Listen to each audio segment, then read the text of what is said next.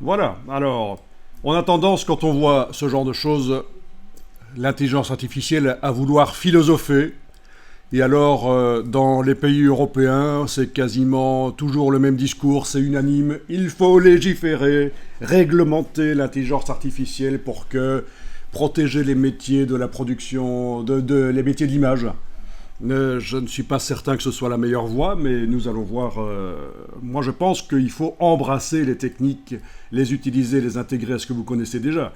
La posture de dire qu'il faut réglementer, qu'il faut interdire. Si vous le chassez, ça va revenir par la fenêtre. Par la porte ou par la fenêtre, ça va revenir. Bien, quoi qu'il en soit. Là, j'étais dans les créations.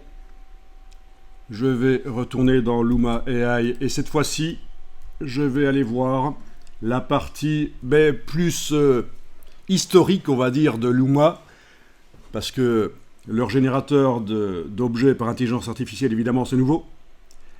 Mais il y a la partie capture. Et alors, figurez-vous que les captures, en fait, qu'on fait, avec un smartphone, avec un iPad, avec une caméra, elles sont accessibles à tous, elles sont accessibles à Luma. Donc, on pourrait se demander, mais pourquoi est-ce qu'ils permettent qu'on puisse capturer des objets 3D, les montrer, on peut tourner autour, on peut même les récupérer dans un logiciel 3D. Pourquoi? Mais parce qu'en fait, figurez-vous, ça entraîne leur système d'intelligence artificielle qui est là sur le côté et qui génère des objets. Et ça entraîne aussi leur système d'intelligence artificielle parce qu'il y en a des réseaux neuronaux qui créent la capture.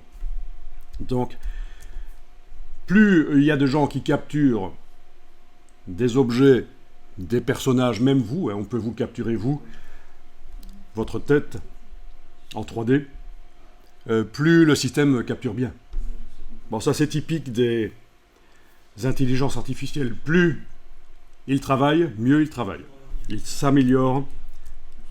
Donc je vais sur capture ici. Voilà.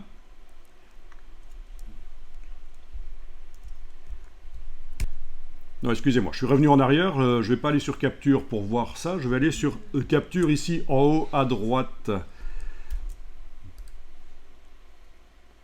Voilà.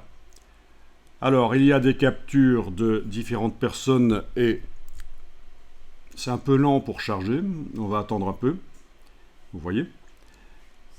On voit déjà les pseudos des personnes qui ont capturé. Et moi, je vous ai capturé un chien bleu. Bon, c'est juste une peluche bleue de chez Ikea. Et je vais vous montrer. Et j'ai capturé ça dans un appartement où j'avais très très peu de recul, donc c'est foireux. J'avais que 1 mètre de recul autour de l'objet. Voilà.